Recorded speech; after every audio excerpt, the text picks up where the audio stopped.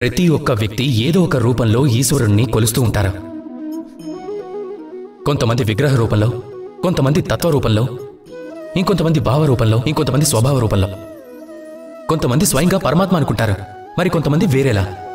కొంతమందికి జ్ఞానం పరమాత్మ అవుతుంది. ప్రతి ఒక్క వ్యక్తికి వారి ఈశ్వరుడు ఏదో ఒక రూపంలో లభిస్తాడు. కానీ ఒక విషయం చెప్పనా, ఈశ్వరుడు తన మొదటి స్వరూపాన్ని మీకోసం ఈ ప్రపంచంలోకి పంపించేశారు. ఎప్పుడో ఆ స్వరూపం ఏమిటంటే మీ తల్లి, మీ అమ్మ.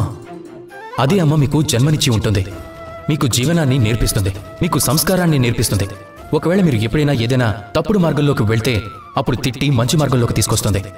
ఒకవేళ మీరు ప్రపంచంలో విఫలమైతే అప్పుడు మీరు విజయం సాధించడానికి మిమ్మల్ని ఎంతో శక్తివంతులుగా మారుస్తుంది. అన్ని రకాల కార్యాలను చేస్తుంది అమ్మ, ఏదైతే ఈశ్వరుడు చేస్తాడో.